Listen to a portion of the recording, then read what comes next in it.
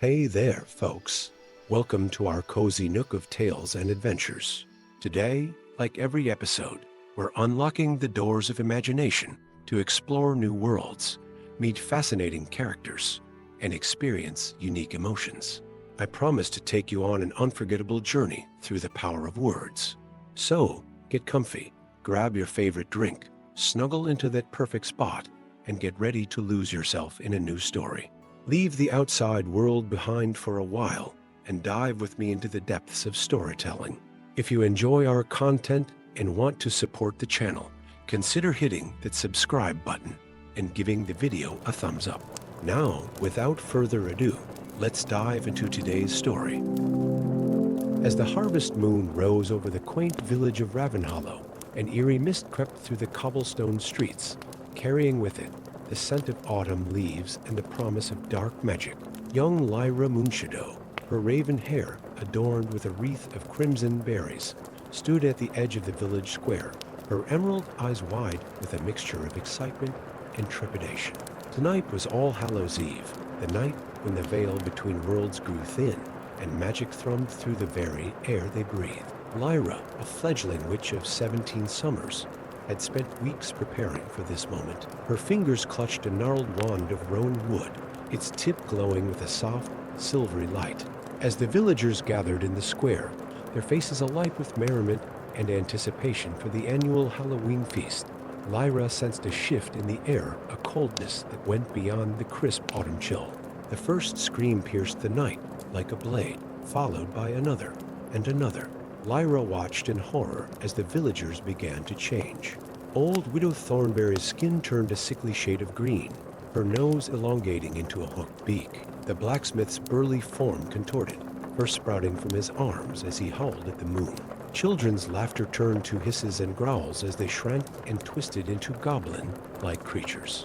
In the chaos, Lyra's grandmother, the revered elder witch Griselda, appeared at her side. The curse of Whisperwood, she gasped, her wizened face pale with shock. It has awakened after 1,000 years. What curse, Gran?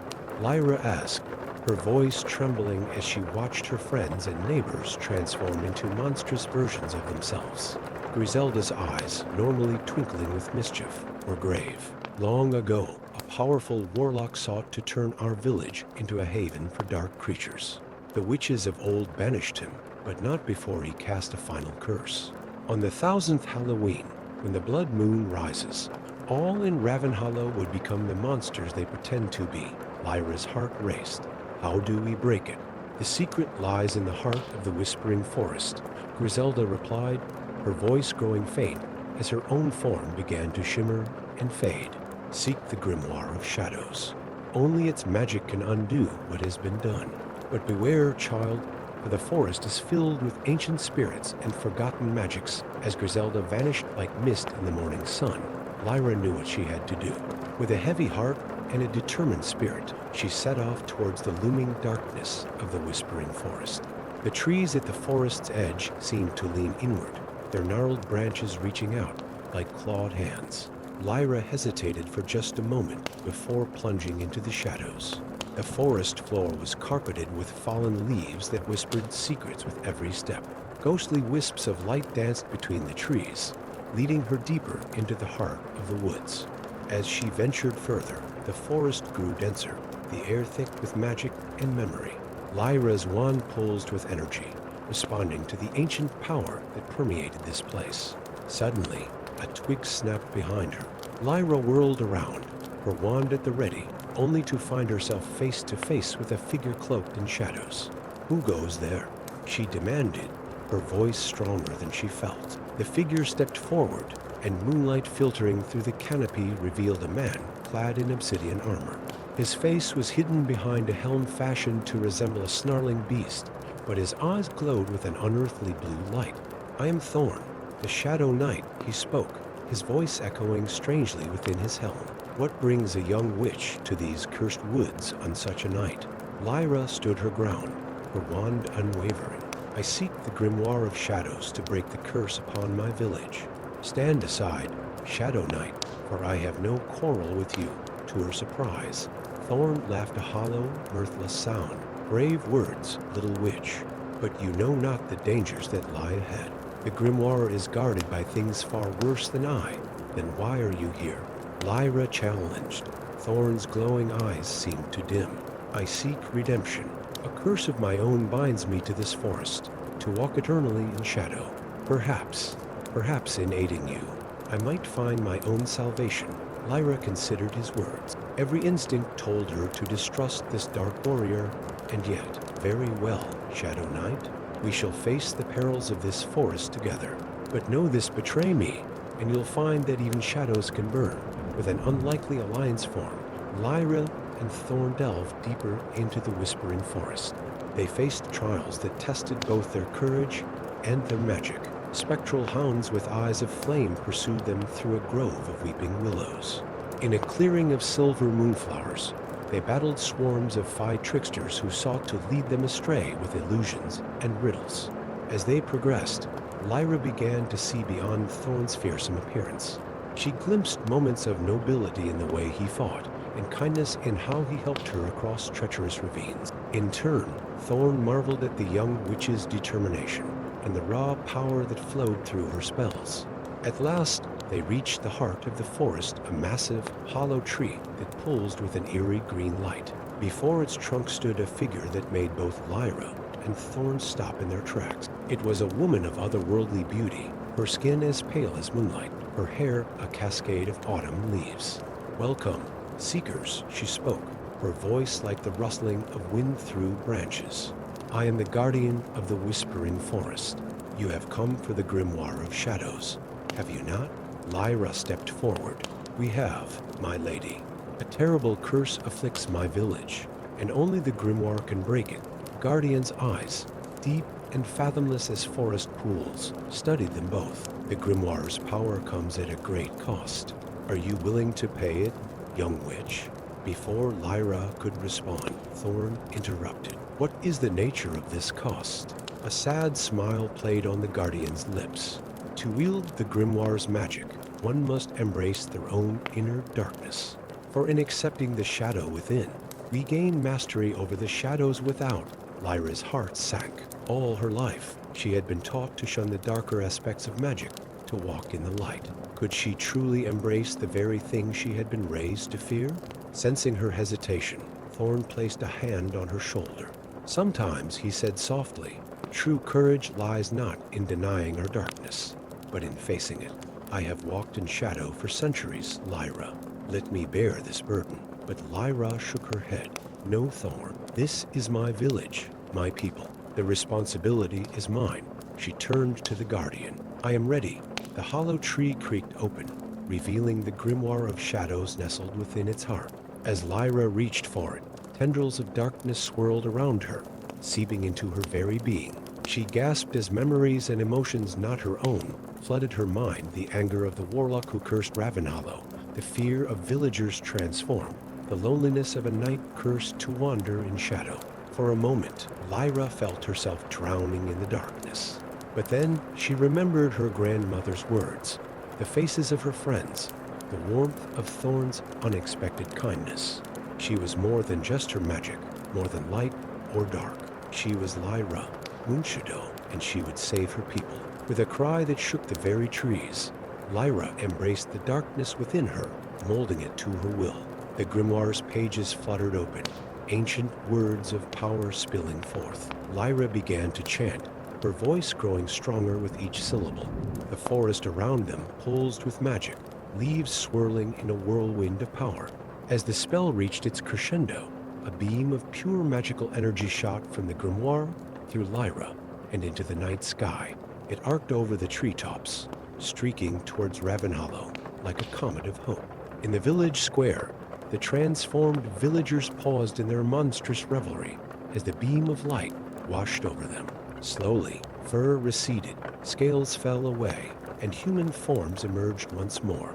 Cries of joy and relief filled the air as friends and families reunited, curse finally broken. Back in the forest, Lyra swayed on her feet, drained from the powerful magic she had wielded. Thorn caught her before she could fall, his armor no longer shadowy, but gleaming silver in the moonlight. "You did it," he said, evident in his voice. "You saved them all." Lyra smiled weakly. "We did it, Thorn. I couldn't have made it this far without you." She reached up and gently removed his helm, revealing a face no longer cursed, but handsome and human. "It seems I'm not the only one who found redemption tonight."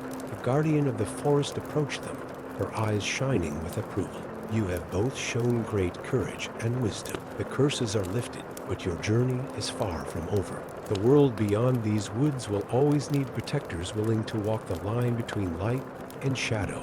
As dawn broke over the whispering forest, Lyra and Thorn emerged from the trees, forever changed by their adventure. They returned to Ravenhollow as heroes, greeted by cheering villagers and a teary-eyed Griselda. In the years that followed, tales would be told of the young witch and the Shadow Knight who saved Ravenhollow on that fateful Halloween night. But for Lyra and Thorn, it was just the beginning of many adventures to come, as they worked together to protect the realms of both magic and mankind, forever balancing the light and dark within themselves and the world around them. Story 2, in the ethereal realm of Lumina, where perpetual twilight bathed the land in a soft, silvery glow, an ancient evil stirred from its millennial slumber. The spectral king, a tyrant long thought vanquished, awoke on the eve of Samhain, his ghostly form coalescing in the ruins of his once grand citadel. As his hollow laughter echoed across the kingdom of lanterns, the very air seemed to grow colder, and the eternal flames that lit the realm flickered ominously. Prince Ash, heir to the Luminian throne, stood atop the highest tower of Castle Laureus, his obsidian hair whipping in the suddenly chill wind. His amber eyes, usually alight with mischief, now burned with determination as he gazed out over the sprawling city below. The young prince had grown up hearing tales of the spectral king's reign of terror, but never had he imagined he would face such a threat in his lifetime. A hand on his shoulder startled him from his reverie. Turning, Ash found himself face to face with his father, King Solarius, whose lined face bore a grave expression. "You know what this means, my son," the king said, his voice heavy with the weight of destiny. "The prophecy speaks of a chosen heir who will wield the sword of moonlight against the darkness. That burden now falls to you." Ash's heart raced, a mixture of fear and excitement coursing through his veins. "But father, the sword was lost centuries ago. How am I to find it?" Solarius placed both hands on his son's shoulders, his gaze intense. "The sword lies hidden in the heart of the labyrinth of shadows, guarded by ancient magics and forgotten creatures. You must embark on this quest, Ash. The fate of Lumina depends on it." As dawn broke over the kingdom of Lantern, Prince Ash set out on his perilous journey. The streets of the capital were eerily quiet, the usual bustle replaced by a tense silence as citizens peered fearfully from behind shuttered windows. At the city gates, two unlikely companions awaited him. Lyra Moonshard stood tall and proud, her silver hair gleaming in the faint light, a renegade sorceress known for her unorthodox methods. She had answered the king's call for aid. Beside her, hunched and wary, was Fenris Shadowfang, a werewolf seeking redemption for past misdeeds. "An odd trio we make," Ash mused as he approached them. A prince, a sorceress, and a werewolf off to save the kingdom. Lyra's lips curved in a wry smile. "Odder things have happened in Lumina, my prince. Now, shall we be off? The labyrinth of shadows awaits, and I fear time is not on our side." Their journey took them through the whispering woods, where trees with faces etched in bark murmured forgotten secrets, and across the Mirror, a lake so still it reflected not their present selves, but glimpses of possible futures. All the while, they could feel the malevolent presence of the spectral king growing stronger, his influence seeping into the very land itself. On the 7th day of their quest, they finally reached the entrance to the labyrinth of shadows. Before them loomed an impossibly high wall of obsidian, its surface so dark it seemed to absorb the very light around it. A single archway stood open, leading into impenetrable darkness. Fenris growled low in his throat, his hackles rising. "There's old magic here," he rumbled. "Older than the kingdom itself." Lyra nodded, her eyes glowing with an inner light as she sensed the powerful enchantments at work. "The labyrinth will test us, challenge us in ways we cannot imagine. We must stay together, no matter what." Taking a deep breath, Ash stepped forward. "For Lumina," he said softly, and plunged into the darkness. The labyrinth was a nightmare realm of shifting shadows and illusions. Corridors changed direction at will, leading the trio in endless circles.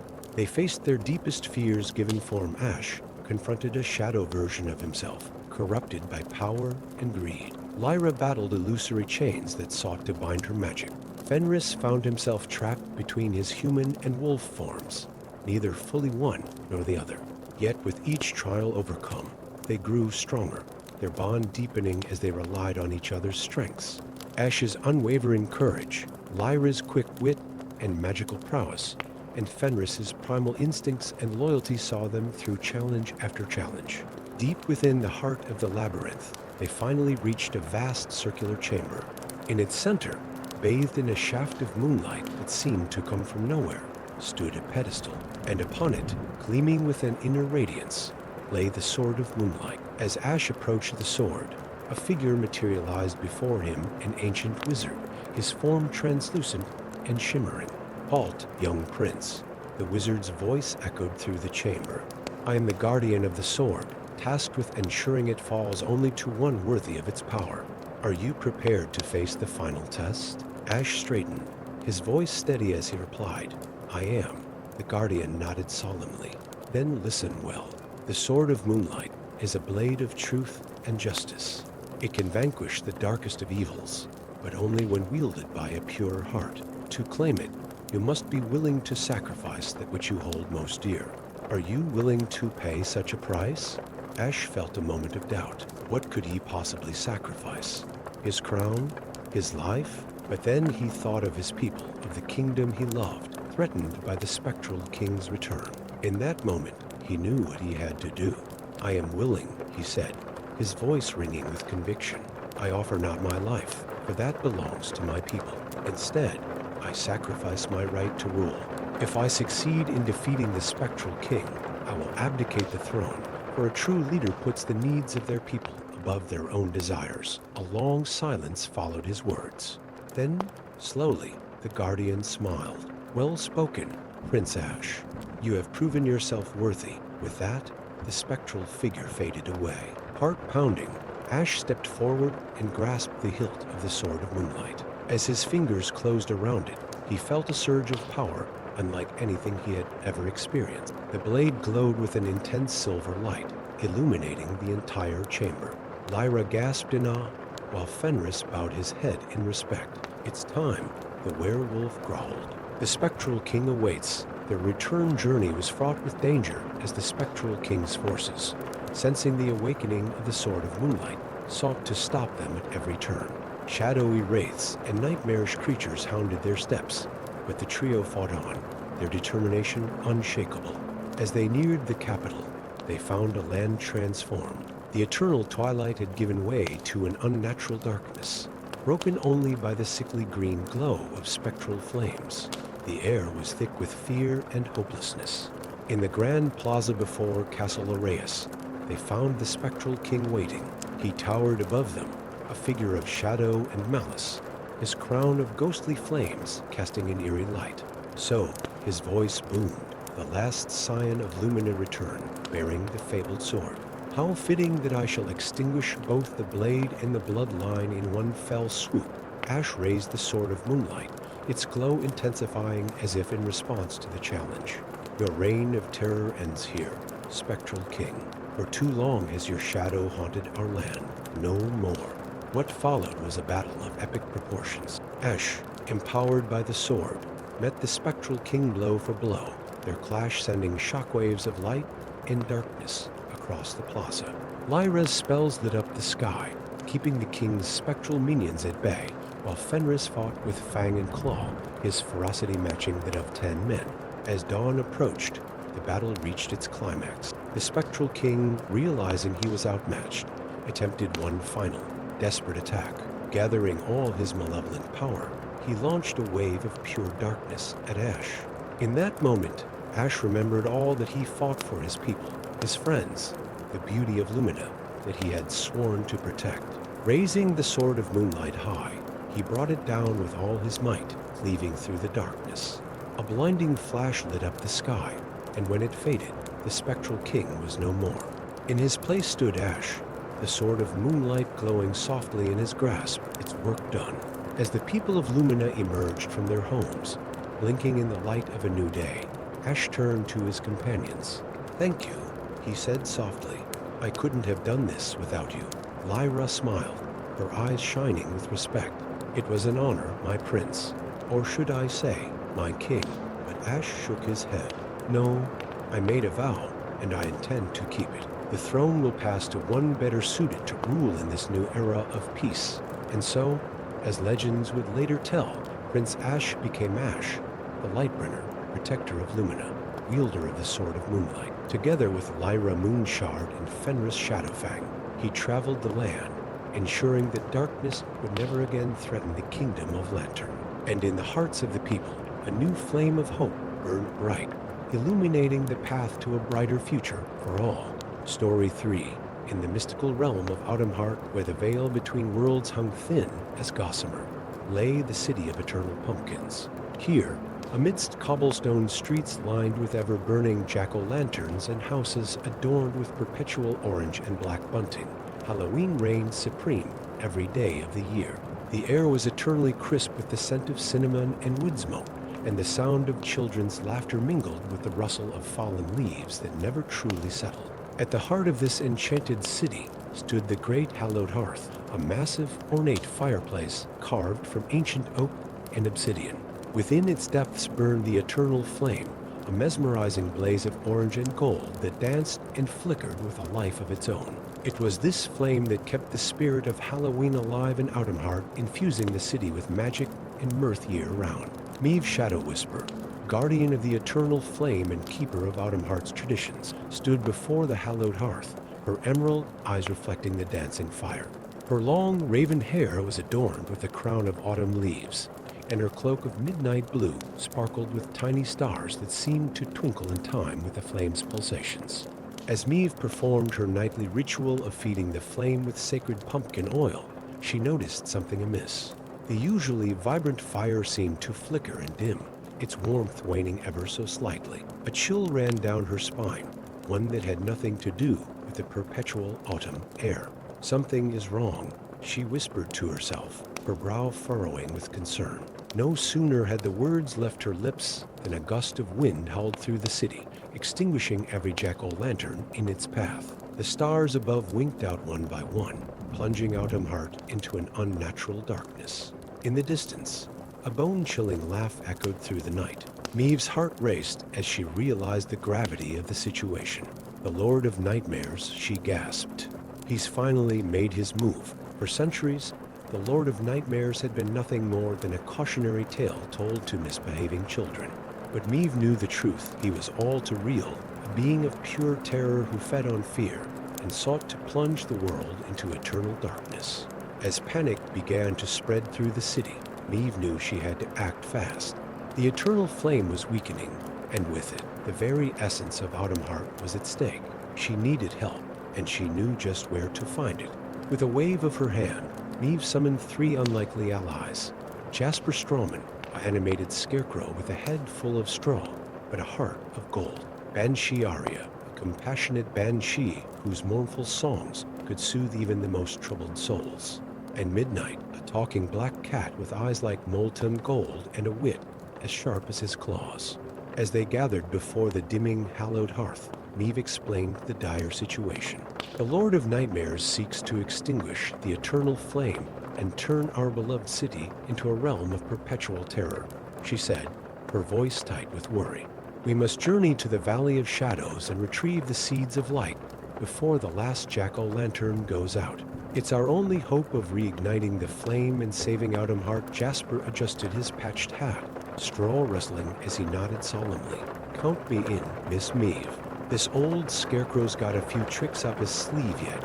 Aria's ethereal form shimmered as she spoke, her voice a haunting melody. "My songs may bring sorrow, but they can also inspire courage. I will lend my voice to this noble quest." Midnight stretched languidly, his tail swishing with anticipation. "Well, it's not every day a cat gets to save the world. I suppose I could postpone my nap for such an occasion." With their unlikely team assembled, Meve led them through the darkening streets of Autumnheart. As they reached the city gates, they could see the encroaching shadows of the Lord of Nightmare's influence creeping ever closer. The journey to the Valley of Shadows was perilous. They traversed the Whispering Woods, where the trees spoke in riddles and led unwary travelers astray. Jasper's quick thinking and knowledge of nature helped them navigate the treacherous forest safely. Next came the misty moors, where phantom lights danced enticingly, luring travelers to their doom in hidden bogs. Here, Arya's mournful songs countered the illusions, guiding the group along safe paths. As they descended into the Valley of Shadows itself, the very air seemed to thicken with dread. Nightmarish creatures lurked in every shadow, their red eyes gleaming with malice. Midnight's keen senses and agility proved invaluable as he led the group through the darkness, avoiding traps and ambushes. At last, they reached the heart of the valley, a vast cavern illuminated by an eerie, pulsing light. There, atop a crystalline pedestal, sat a small, ornate box that seemed to glow from within. The seeds of light, Maeve breathed, her eyes wide with wonder. But before they could claim their prize, a chilling voice echoed through the cavern. Well, well, well, what have we here?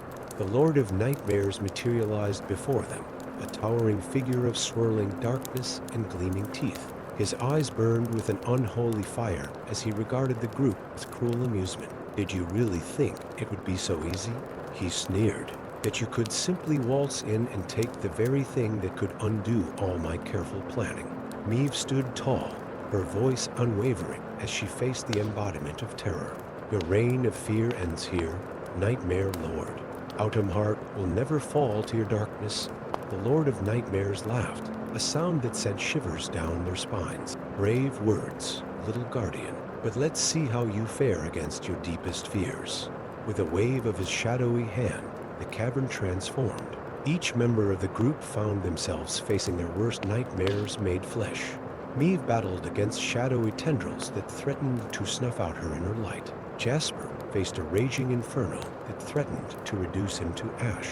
Arya confronted a silence so absolute it threatened to steal her voice forever.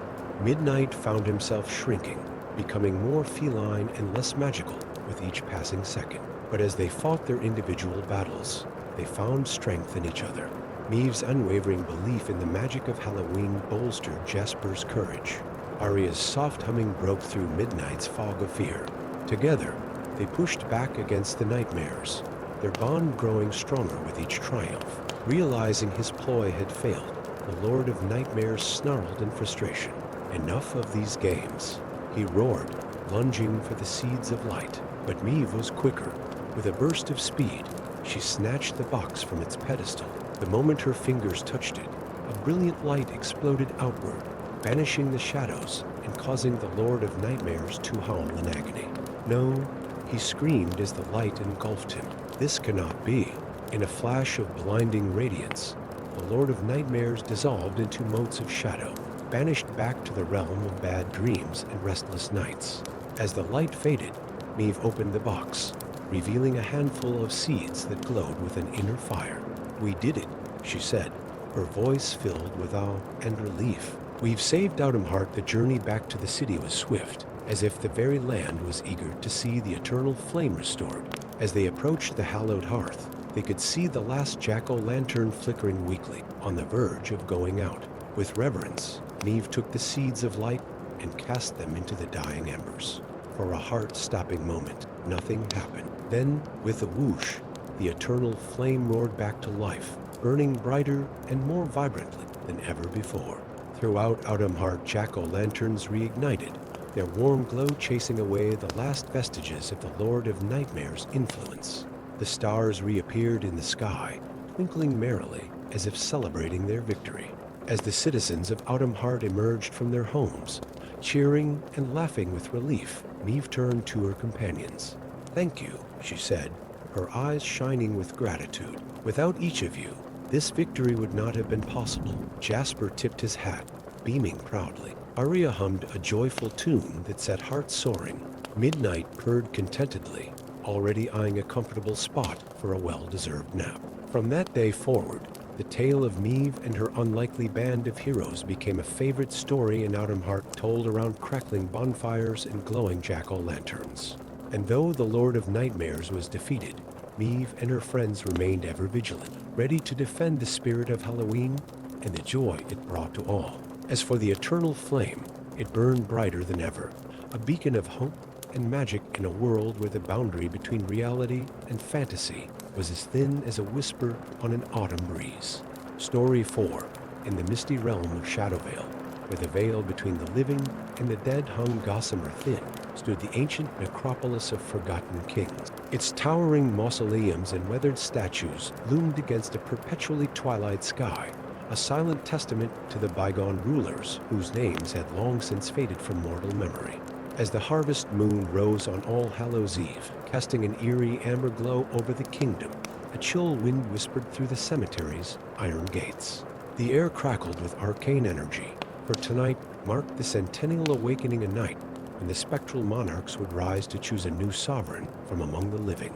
Raven Nightshade, a young orphan with hair as dark as a moonless night and eyes that gleamed like polished obsidian, crouched behind a crumbling headstone. Her heart raced as she watched the ethereal procession of long-dead kings and queens materialize from their tombs, their translucent forms shimmering with an otherworldly light. Raven had always been drawn to the necropolis, feeling an inexplicable connection to its silent resident. Tonight, her curiosity had finally overcome her fear, leading her to witness this sacred and terrifying ritual firsthand. As the spectral rulers gathered in a circle, their voices a haunting chorus that echoed through the night, a figure appeared at the center of their gathering. It was the Ghost King, the first monarch of Shadowvale, his crown of shadows pulsing with dark energy. The time has come, his voice boomed, sending tremors through the earth. A new ruler shall be chosen to bear the crown of shadows and guide our realm through the coming darkness.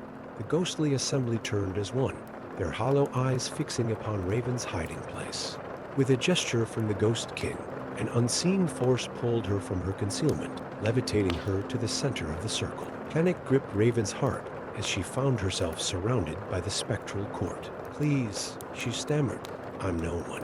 I shouldn't be here." The Ghost King's laughter resonated through the cemetery. "Fate has brought you your child. The crown has chosen you." Before Raven could protest further, the crown of shadows materialized above her head, descending slowly. As it touched her brow, a surge of power coursed through her body. Images flashed before her eyes, centuries of Shadowvale's history, the triumphs and failures of countless rulers, and a creeping darkness that threatened to engulf the realm. As the visions faded, Raven gasped, nearly collapsing under the weight of her newfound knowledge and responsibility. The spectral court bowed before her, acknowledging their new queen. "The crown is yours," the Ghost King intoned. "But beware, for it carries a curse as old as Shadowvale itself. You have until the next All Hallows' Eve to unravel its mystery, or you shall join us in eternal unrest." With those ominous words, the ghostly assembly vanished, leaving Raven alone in the moonlit cemetery, the crown of shadows a heavy burden upon her head. Dazed and overwhelmed, Raven stumbled out of the necropolis, her mind reeling from the night's events. As she made her way through the cobblestone streets of Shadowvale's capital, she noticed people stopping to stare, some bowing awkwardly, others whispering in hushed tone. "Your Majesty," a voice called out, startling her. An elderly man with a long silver beard approached, leaning heavily on a gnarled staff. "I am Thorn Wiseman, Royal Advisor. We've been expecting you." Raven blinked in confusion. "Expecting me? But I don't understand any of this. How can I be queen?" Thorn's eyes twinkled with a mix of sympathy and amusement. "The crown chooses its bearer, Your Majesty. It's been this way for 1,000 years. Come, we have much to discuss." As they walked towards the looming silhouette of Shadowkeep, Raven's new home and seat of power, Thorn explained the gravity of her situation. The curse upon the crown of shadows was tied to the very fate of Shadowvale. Each ruler had 1 year to uncover the truth behind the curse and break it, or they would be doomed to join the ranks of the spectral court, leaving the kingdom vulnerable to dark forces that sought to claim it. In the days that followed, Raven threw herself into her new role, poring over ancient tomes in the castle library and consulting with Thorn on matters of state. But as weeks turned to months, she felt no closer to unraveling the mystery of the curse. One stormy night, as Raven sat in her study, the weight of her task bearing down upon her, a knock came at the door. To her surprise, it was Corvus Shadowmancer, the royal court's reclusive sorcerer. "Your Majesty," he bowed, his voice a silky whisper. "I believe I may have found a clue to breaking the curse." Corvus spoke of an ancient artifact called the Soulfire Chalice, said to have the power to cleanse curses and restore life to the dead. It was hidden, he claimed, in the heart of the Whispering Woods, guarded by creatures long forgotten by the world of men. Hope blossomed in Raven's heart, but caution tempered her excitement. "Why tell me this now, Corvus? Why not sooner?" The sorcerer's eyes gleamed in the candlelight. "The stars have aligned, Your Majesty. The time is right for this quest. But beware, for the path is treacherous, and not all is as it seems." With All Hallows' Eve fast approaching, Raven knew she had no choice but to pursue this lead. Gathering a small party consisting of Thorn, Corvus, and her most trusted guards, she set out for the Whispering Woods. The forest lived up to its name, with trees that seemed to murmur secrets as they passed. Shadows danced at the edge of their vision, and more than once, Raven could have sworn she saw ghostly figures flitting between the trees.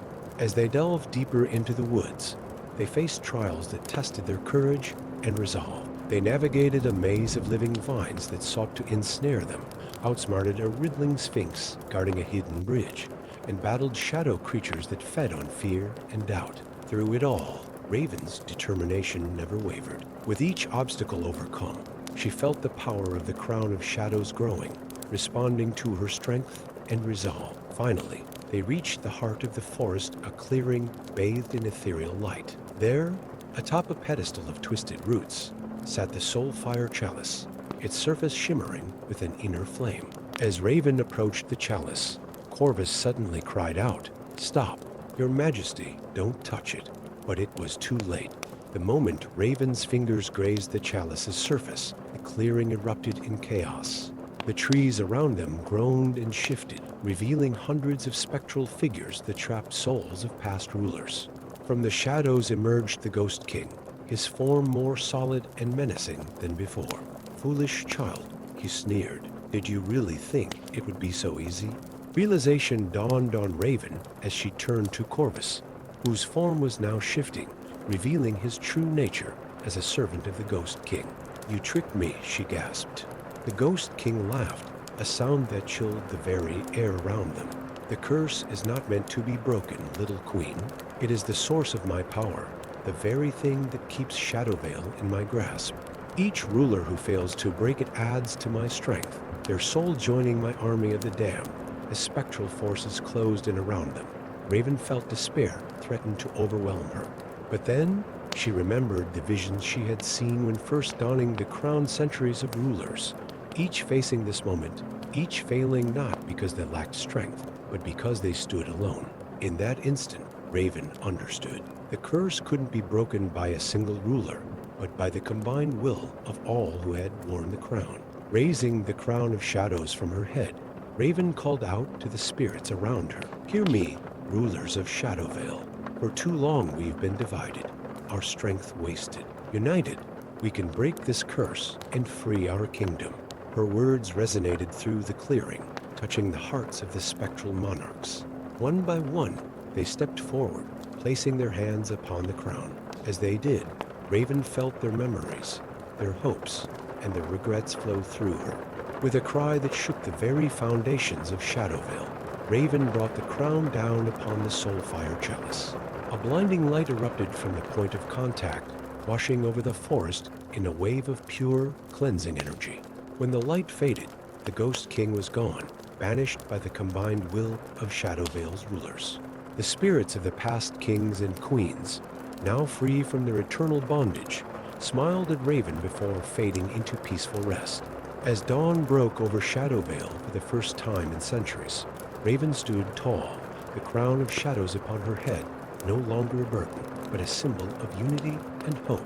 She had not only broken the curse, but had forged a new legacy for her kingdom. In the years that followed, Raven Nightshade would be remembered as the queen who brought light back to Shadowvale, her reign marked by wisdom, compassion, and the strength that comes from facing one's darkest fears. And though the necropolis of Forgotten Kings still stood as a reminder of the past, its residents now rested in peace, their legacy living on through the flourishing kingdom they had once ruled. Story 5. In the ethereal realm of Lumina, where the sky shimmered with auroras and the very air hummed with magic, an ancient crystal had stood guard for millennia. This sacred relic, known as the Heart of Lumina, pulsed with an otherworldly light, its radiance keeping the encroaching darkness at bay. For generations, the people of Lumina had lived in peace, their cities of gleaming spires and floating gardens protected by the crystal's benevolent power. But on the eve of Samhain, when the veil between worlds grew thin, an unthinkable act shattered the tranquility of the realm. As the twin moons rose high in the star-studded sky, a cloaked figure slipped through the shadows of the crystal citadel, their movements fluid and purposeful. Guards lay slumped at their posts, caught in an unnatural slumber, as the intruder made their way to the heart of the fortress. There, atop a pedestal of opalescent stone, the heart of Lumina glowed with an inner fire. The figure paused, gloved hands hovering inches from the crystal's surface. For a moment, time itself seemed to hold its breath. Then, with a swift motion, the thief snatched the heart from its resting place. The effect was immediate and catastrophic. A shockwave of dark energy rippled outward from the empty pedestal, shattering windows and toppling towers. The sky above Lumina darkened, the auroras fading to a sickly green. In the distance, beyond the kingdom's borders, an ominous howling rose on the wind. Prince Aldrich, heir to the throne of Lumina, was jolted awake by the tremors that shook the palace. His chambers, once bathed in the soft glow of the heart, now lay in darkness. Heart pounding, he rushed to the window, his blood running cold at the sight that greeted him. The crystal citadel, crown jewel of Lumina, lay in ruins. "No," he whispered, his voice hoarse with disbelief. "It cannot be." But as the alarms began to sound throughout the city, Aldrich knew that his worst fears had come to pass. The heart of Lumina had been stolen, and with it, protection that had kept his kingdom safe for countless generations. In the chaos that followed, Aldrich found himself thrust into a role he had long dreaded. With his father, King Alaun, incapacitated by the shock of the theft, it fell to the young prince to lead the search for the heart. Clad in armor of silver and sapphire, Aldrich stood before the royal council, his jaw set with determination. "I will recover the heart," he declared, his voice ringing through the council chamber. "Whatever the cost, I will see it return to Lumina." The councilors exchanged worried glances. "But your highness," one ventured, "the lands beyond our borders are perilous. Without the heart's protection, who knows what horrors may have awakened?" Aldrich's hand tightened on the hilt of his sword. "All the more reason to act swiftly. Every moment we delay, the darkness grows stronger, and so, as the first light of dawn broke over changed Lumina, Prince Aldrich set out on his desperate quest. The once verdant fields at the kingdom's edge had already begun to wither, the grass turning brittle beneath his steed's hooves. In the distance, the whispering woods loomed, its ancient trees groaning as if in pain. For days, Aldrich pursued the faintest traces of the thief's trail. He battled shadow wraiths that rose from stagnant pools and outran packs of nightmarish beasts that slavered at his heels. But as he pressed on, venturing deeper into lands long forsaken, a creeping dread began to take hold. The trail was growing cold, and Aldrich found himself in a realm he had only heard of in whispered legends, the domain of Morana, the dreaded Queen of Winter. Here, in a valley perpetually shrouded in mist and frost, Aldrich's quest seemed to reach a dead end. Exhausted and disheartened, he made camp at the foot of a great glacier, its icy surface reflecting the pale light of the moons. As he huddled by his meager fire, a voice like the cracking of ice startled him to his feet. "What brings the Prince of Lumina to my frozen realm?" Before him stood a figure of terrible beauty, Morana, the Winter Queen herself. Her skin was pale as fresh snow, her hair a cascade of icicles that tinkled softly as she moved. In her eyes, Aldrich saw the depths of frozen lakes and the glint of starlight on new fallen snow. Swallowing his fear, Aldrich met her gaze. "I seek the heart of Lumina, stolen from my kingdom. Have you seen it, your majesty?" A smile played at the corners of Morana's frosted lips. "I have seen many things, young prince. The question is, what would you give to know what I have seen?" Eldric's hand strayed to his sword, but he knew it would be useless against such a being. "I would give anything to save my people," he said. His voice steadied despite the chill that ran down his spine. Morana's laugh was like the tinkling of icicles in the wind. "Brave words, but be careful what you promise in the realm of winter." "Very well, I will aid you in your quest. But know this, the path ahead is fraught with dangers you cannot imagine, and the truth you seek may be more terrible than you can bear." With those cryptic words, an alliance was formed between the Prince of Lumina and the Queen of Winter. Together, they traced the thief's path through realms of eternal twilight and across seas of liquid shadow.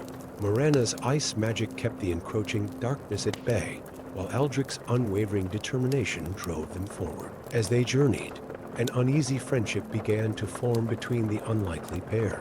Eldric found himself drawn to Morana's ancient wisdom and sardonic humor, while the Winter Queen seemed to thaw slightly in the presence of the prince's warmth and nobility. Their quest led them at last to the Obsidian Citadel, a fortress of black glass that rose from a plain of ash and bone. Here, Morana warned, they would face their greatest challenge. "The one who dwells within holds power to rival my own," she cautioned, her breath frosting in the air. "Are you prepared for what you may find, young prince?" Eldric nodded grimly, his hand tightening on the hilt of his sword. "I must be." For Lumina, together, they breached the defenses of the Obsidian Citadel, battling through hordes of shadow-born monstrosities. At last, they reached the central chamber, where a figure cloaked in darkness awaited them. In their hands, the heart of Lumina pulsed weakly, its light dimmed but not extinguished. So, the figure spoke, its voice a whisper that seemed to come from everywhere and nowhere. "The prodigal son returns." With a gesture, the figure's cloak fell away, revealing a face that made Eldric's blood run cold.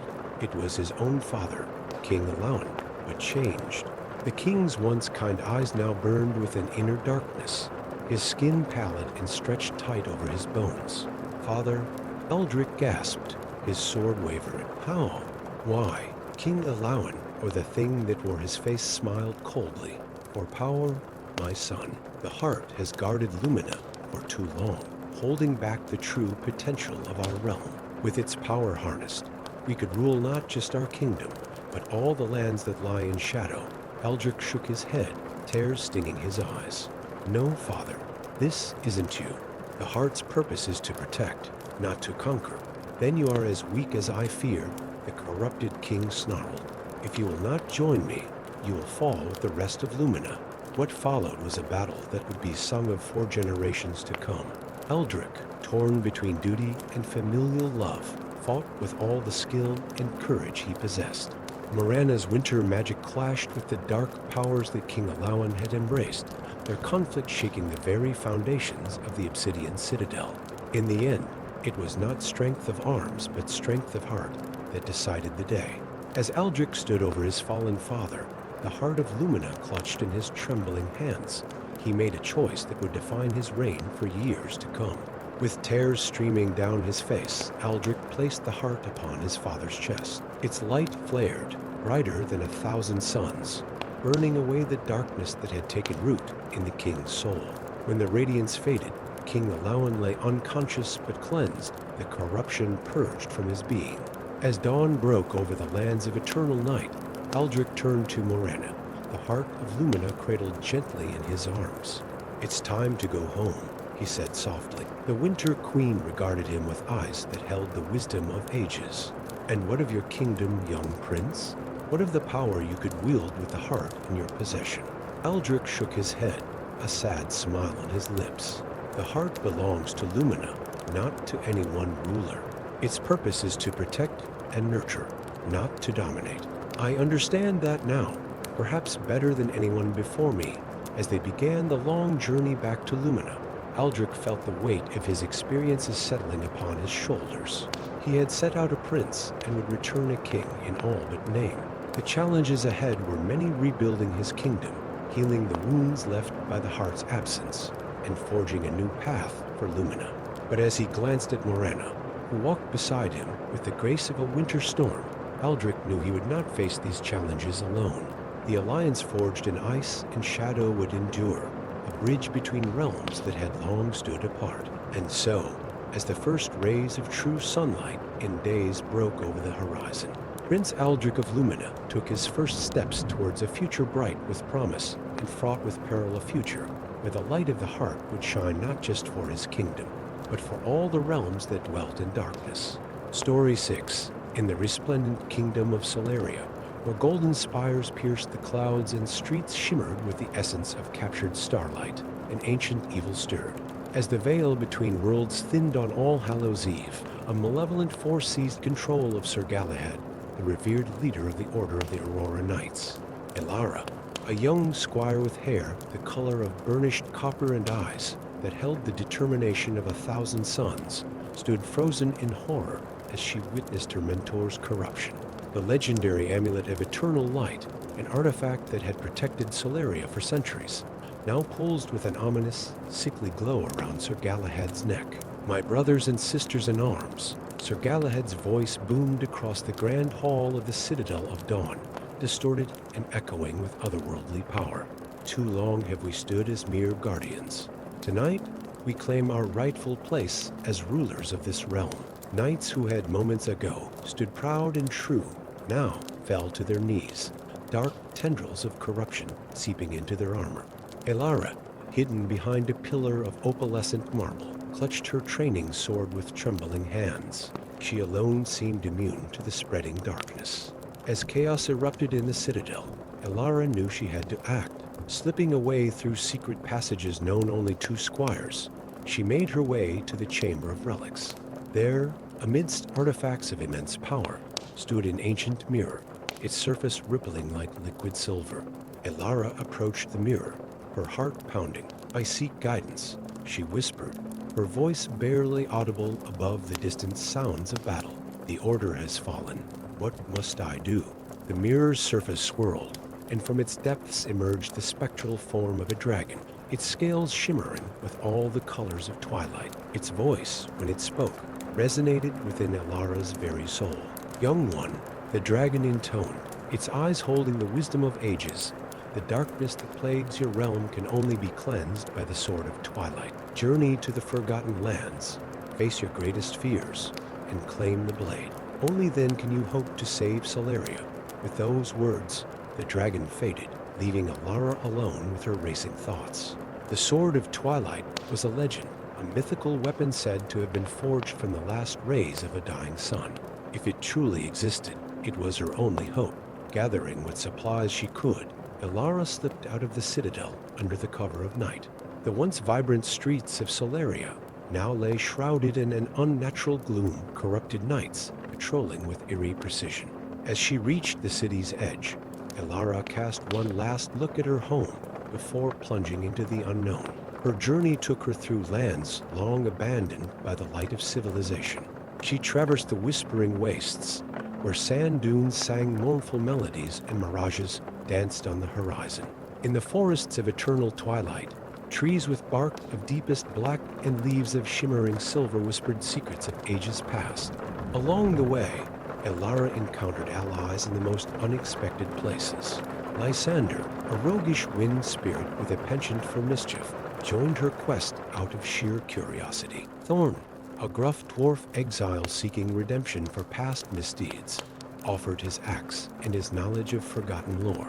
Together, they faced trials that tested not just their strength and skill, but the very core of their beings. In the caverns of reflection, Elara confronted shadowy versions of herself, each embodying a fear or doubt that plagued her heart. With each victory, she grew stronger, more assured in her purpose. As they neared their goal, the unlikely trio found themselves in the court of the Twilight Queen, a realm that existed in the space between day and night.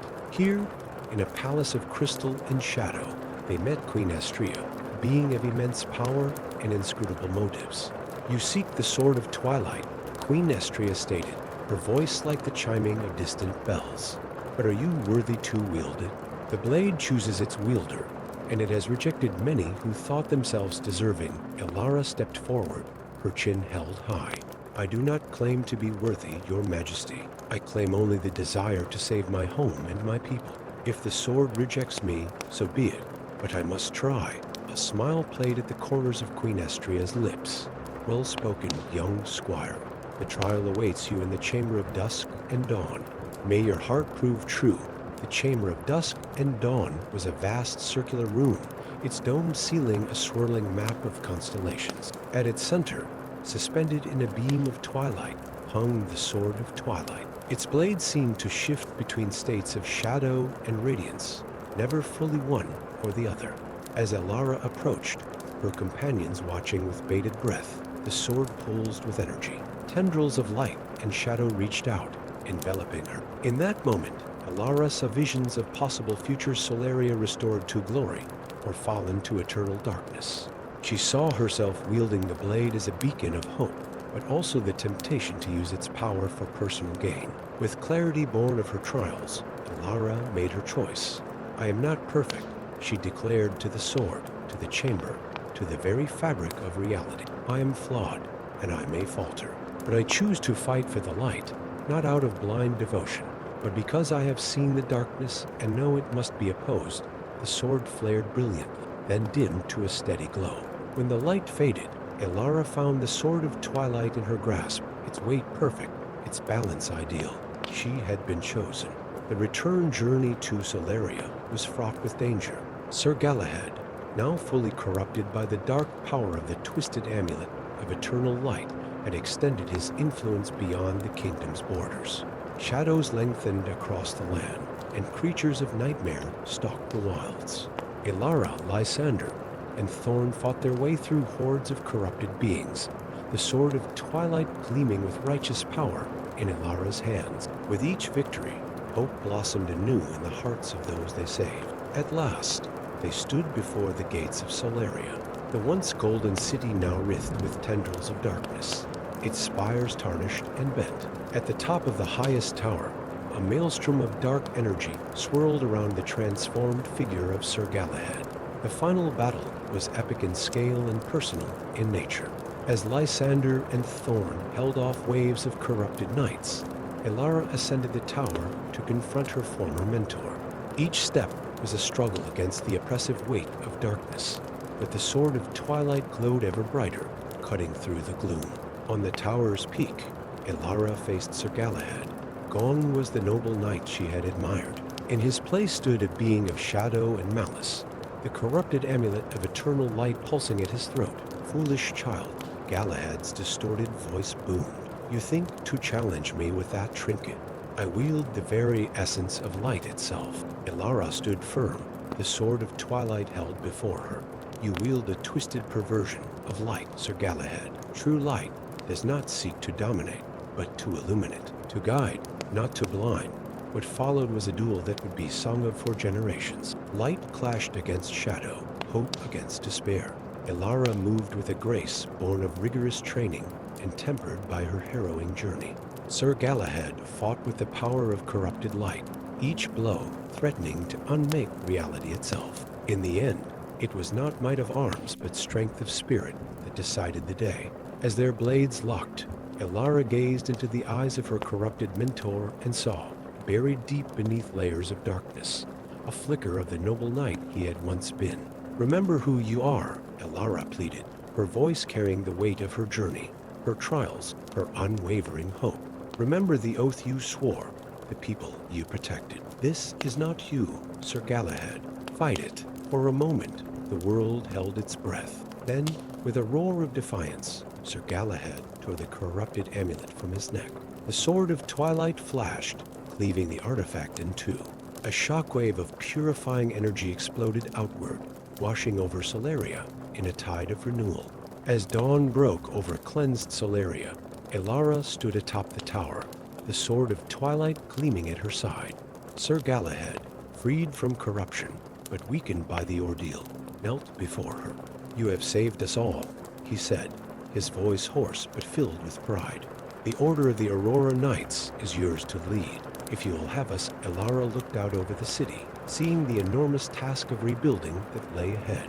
She thought of her journey, of the allies she had made and the truths she had learned about herself and the nature of true heroism. "I will lead," she declared, her voice carrying to all corners of Solaria, not as a ruler, but as a guardian. "The darkness may be pushed back, but it is never truly defeated. We must remain vigilant, not just against external threats, but against the shadows within our own hearts." As cheers erupted from the city below, Alara smiled, knowing that while great challenges lay ahead, she would face them not alone, but with the strength of Solaria behind her and the wisdom gained from her epic journey guiding her way. The sword of twilight hummed softly at her side, a reminder that true power lay not in domination, but in the balance between light and shadow, and in the courage to face the darkness both without and within. Story 7. As the harvest moon rose over the mist-shrouded realm of Umbria, an eerie silence fell upon the land. The boundary between the world of the living and the shadow realm, always tenuous, began to shimmer and waver like heat rising from sun-baked stones. In the heart of the ancient city of Nocturne, where Gothic spires pierced the perpetually twilit sky, a lone figure stood atop the highest tower of the obsidian citadel. Zephyr Nightshade, the renowned monster hunter, his silver hair whipping in the chill wind, gazed out over the city with eyes that gleamed like polished amber. His weathered face, etched with scars from countless battles, was set in grim determination. For tonight was All Hallows' Eve, and the veil between worlds was at its thinnest. As if summoned by his thoughts, a messenger materialized from the shadows, a member of the secretive Order of the Black Candle. "Master Nightshade," the cloaked figure wheezed, "the council demands your presence." The unthinkable has happened. Zephyr's hand instinctively tightened on the hilt of his enchanted sword. "Shadowbane, speak plainly," he growled, his voice as rough as gravel. "Portal," the messenger gasped, "it's opening. The shadow realm threatens to engulf our world." Without another word, Zephyr swept past the messenger, his black cloak billowing behind him as he descended the winding staircase of the citadel. The streets of Nocturne were eerily empty, its citizens huddled in their homes, sensing the impending doom that hung in the air like a shroud. In the cavernous chambers of the Council of Light, Zephyr found chaos. The normally stoic members of the Order were in disarray, their voices raised in argument and fear. At the center of the room stood High Priestess Selene, her silver robes gleaming in the flickering candlelight. "Zephyr," she called, her voice cutting through the din. "We need you to lead a mission into the heart of the Shadow Realm. You must seal the portal from the other side before our worlds merge into an eternal nightmare." The gravity of the situation settled on Zephyr's shoulders like a physical weight. "It's a suicide mission," he stated, his tone matter of fact. Selene nodded solemnly. "Yes, but you're our only hope. Your skills, your knowledge of the dark arts, you're the only one who stands a chance." Zephyr's mind raced.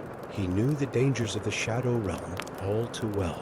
But as he looked around the room, at the faces etched with fear and desperation, he knew he had no choice.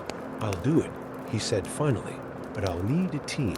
And so, in the fading hours before midnight, Zephyr assembled his unlikely band of heroes. There was Lilith Moonshadow, a banished witch seeking redemption, her wild mane of raven hair crackling with barely contained magical energy. Alongside her stood Golem, a creature of living clay, his massive form belying a gentle soul and unshakable loyalty. Completing the group was Vlad Sangrum, a vampire noble in search of atonement, his pale features set in grim determination. As the clock struck midnight, the group stood before the shimmering portal in the depths of the Umbrian catacombs. The air crackled with eldritch energy, and the very stones seemed to groan under the strain of holding back the Shadow Realm. "Remember," Zephyr addressed his companions, his voice low and intense, "once we cross over, the rules of our world no longer apply. Trust nothing you see, nothing you hear. We move as one, or we don't move at all." With a collective breath, they stepped through the portal and into a world of nightmares. The Shadow Realm was a twisted reflection of their own world, a place where darkness reigned supreme and logic held no sway. The sky, a roiling mass of purple and black clouds, occasionally split with veins of sickly green lightning. The ground beneath their feet shifted and changed, sometimes solid, sometimes as insubstantial as smoke. As they ventured deeper into this realm of chaos, they faced trials that tested both their courage and their sanity. Shadowy apparitions of their greatest fears materialized to torment them. Lilith found herself confronted by the faces of those she had wronged with her dark magic. Golem was forced to relive the moment of his creation, feeling the agonizing pain of consciousness being thrust upon inanimate clay. Vlad was surrounded by the ghosts of his victims, their accusing eyes boring into his soul. Zephyr, drawing upon years of experience battling the forces of darkness, rallied his team. "These are but illusions," he shouted over the cacophony of wails and whispers that filled the air. "Remember who you are, why you're here. Our world depends on us." Pushing through their personal hells, the group pressed on, following Zephyr's unerring sense of direction towards the heart of the Shadow Realm. As they traveled, they encountered other lost souls, creatures of shadow and nightmare that had once been human but had succumbed to the realm's corrupting influence.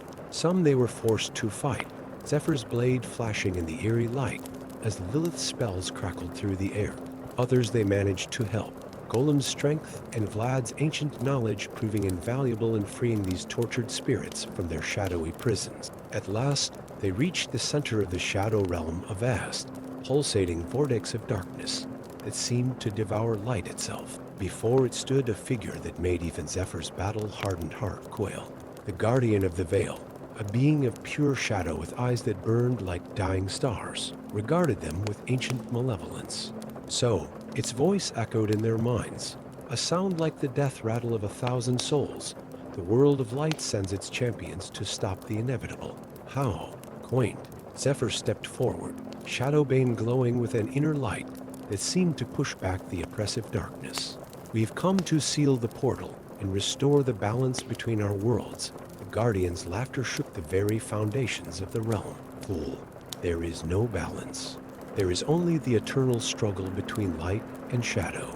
And shadow, little hunter, is winning." With that, the Guardian attacked, its form shifting and changing as it lashed out with tendrils of pure darkness. Zephyr and his team fought with everything they had, their strengths complementing each other in perfect harmony. Lilith's spells illuminated the darkness, creating openings for Zephyr's precise strikes. Golem's impenetrable form shielded them from the worst of the Guardian's attacks, while Vlad's supernatural speed allowed him to strike at the creature's weak points. But as the battle raged on, it became clear that they were outmatched. The Guardian, drawing power from the very essence of the Shadow Realm, seemed inexhaustible. One by one, Zephyr's companions fell not dead, but trapped in cocoons of shadow, their life forces slowly being drained to feed the portal. As Zephyr stood alone against the Guardian, his body battered and his spirit wavering, a moment of clarity struck him. He remembered the words of an ancient prophecy he had once dismissed as mere legend. Only when light and shadow become one can the veil be mended. In that moment of desperation, Zephyr made a choice that would change the fate of both worlds. Dropping Shadowbane, he stepped forward and embraced the Guardian, allowing the darkness to envelop it. "What is this?"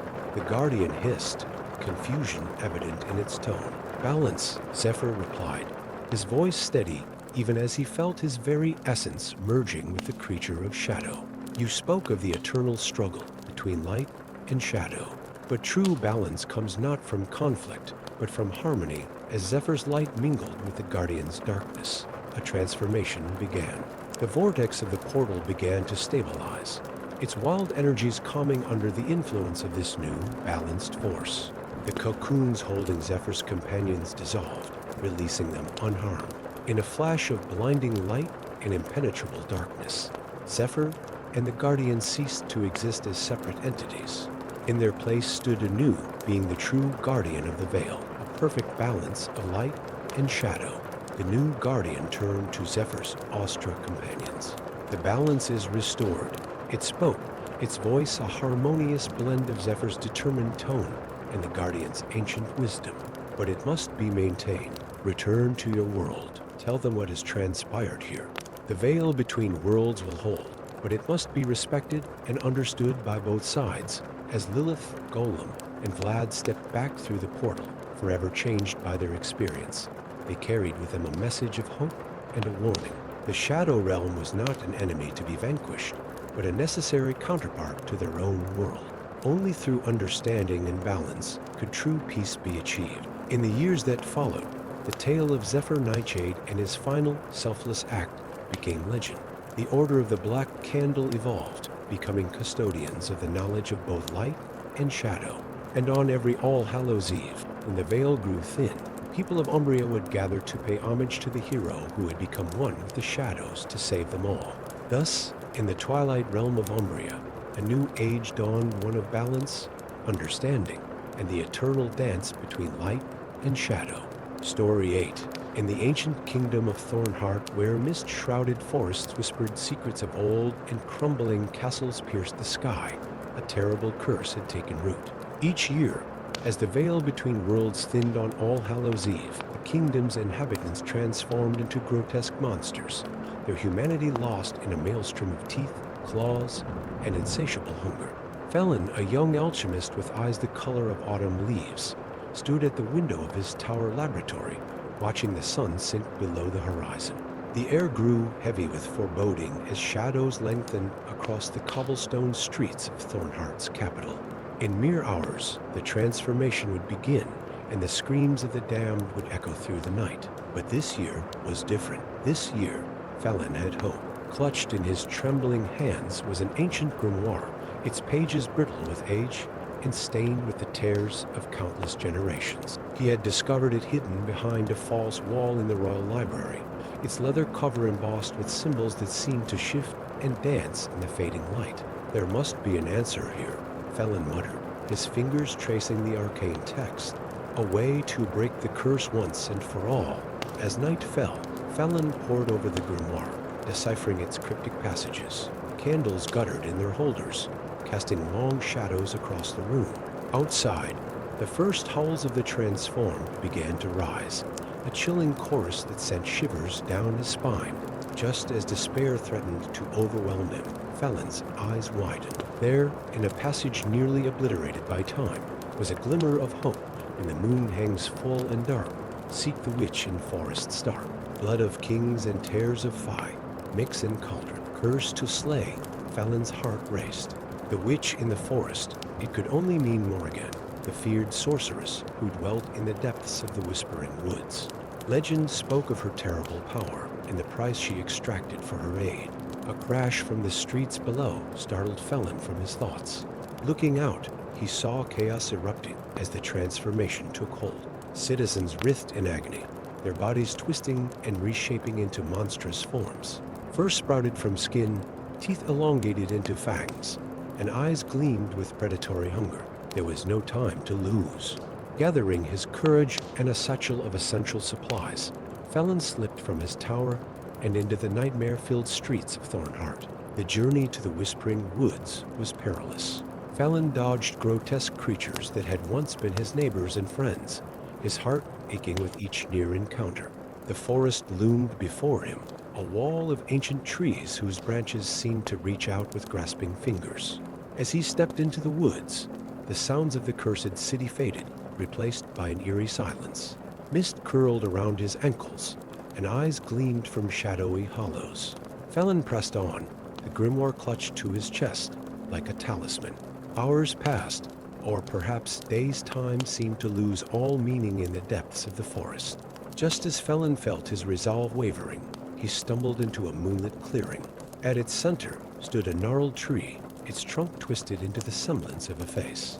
Perched on one of its branches was a raven with eyes that glowed like embers. Who dares enter the domain of Morrigan? A voice like dry leaves rustling in the wind whispered. Felin swallowed hard. I'm Felin of Thornheart. I seek the witch's aid to break the curse that plagues my kingdom. A laugh, low and throaty, echoed through the clearing. The air shimmered, and before Felin stood Morrigan herself. She was both beautiful and terrible to behold, her hair a cascade of midnight, her eyes pools of ancient wisdom and unfathomable power. Brave little alchemist, Morrigan purred, circling Felin like a predator, stalking its prey. What makes you think you can succeed where so many have failed? With shaking hands, Felin presented the grimoire. I found this. It speaks of a ritual to break the curse, but I need your help to decipher it fully."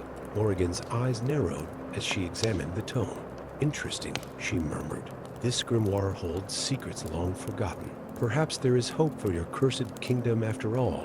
Over the next several days, Fallon and Morrigan worked tirelessly to unravel the grimoire's mysteries. The young alchemist found himself both awed and unsettled by the witch's vast knowledge and casual manipulation of forces beyond his comprehension. As they delved deeper into the text, a growing suspicion began to gnaw at Fallon. Certain passages hinted at a connection between Morrigan and the curse itself. Could she be responsible for the suffering that had plagued Thornheart for generations? On the eve of their breakthrough, as a blood moon hung low in the sky, Fallon confronted Morrigan with his suspicions. The witch's face darkened, her eyes flashing with dangerous power. "Clever boy," she hissed, "but you understand so little. The curse was not of my making, but a consequence of your own ancestors' hubris." In a swirl of shadow and smoke, Morrigan conjured a vision of Thornheart's past. Fallon watched in horror as the truth unfolded before him. Centuries ago, the kings of Thornheart had sought to harness the wild magic of the land to bend it to their will. They had captured and imprisoned ancient spirits, siphoning their power to fuel their own ambitions. But the spirits had fought back, twisting the magic into a terrible curse that would remind the people of Thornheart of the beast that lurked within all mortals. "I tried to warn them," Morrigan said, her voice tinged with an ancient sadness. "But they would not listen, and so the curse was born." Fallon's mind reeled with the revelation. "But the ritual in the grimoire, can it still break the curse?" Morrigan nodded slowly. "It can, but the price will be high. To undo the wrongs of the past, a sacrifice must be made. The blood of kings freely given, and the tears of the Fae willingly shed." Understanding dawned on Fallon. The royal family, they must be willing to give up their power, to right the wrongs of their ancestors, and the Fae must forgive the trespass against them, Morrigan added. Only then can the curse be lifted. With renewed determination, Fallon and Morrigan set about preparing for the ritual. As All Hallows' Eve approached once more, they journeyed back to Thornheart, where the young alchemist faced the daunting task of convincing both the royal family and the hidden Fae of the forest to participate in the ritual. The night of the ritual arrived, fraught with tension and hope.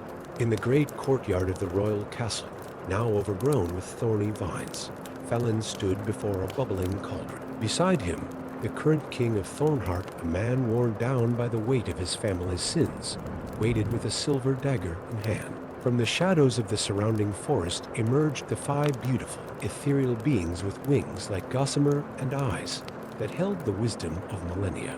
Their leader, a creature of starlight and dewdrops, approached the cauldron with measured steps. As the moon reached its zenith, Fallon began the incantation, his voice rising and falling in cadence with the ancient words. The king stepped forward, drawing the dagger across his palm and allowing his blood to drip into the cauldron. The Fae leader, with grace beyond mortal ken, wept silent tears that fell like diamonds into the mixture. The air crackled with power as Morrigan added her own magic to the ritual, her voice joining Fallon's in a haunting duet.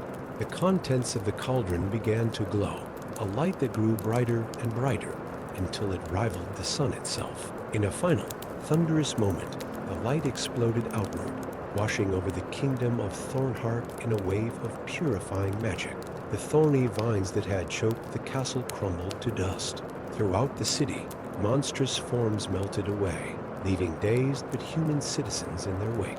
As dawn broke over a transformed Thornheart, Fallon stood atop the highest tower, surveying the kingdom he had helped save. Beside him, Morrigan watched with an inscrutable expression. "What will you do now, little alchemist?" she asked. "Now that you've tasted true power and unraveled ancient mysteries?" Fallon considered her words carefully. "I will remember," he said at last. "I will ensure that the lessons of the past are not forgotten, so that such a curse may never take root again." Morrigan smiled, a genuine expression that softened her ageless features. A wise choice. Perhaps there is hope for mortals yet. As Morrigan faded away like morning mist, Fallon turned his gaze to the horizon. The curse of Thornheart was broken, but he knew that vigilance would be required to maintain the delicate balance between the mortal world in the realm of magic. With the grimoire tucked safely under his arm, Fallon descended the tower steps, ready to face whatever new challenges awaited in a kingdom reborn. The tale of Thornheart's curse would be told for generations to come, a reminder of the price of hubris and the power of redemption.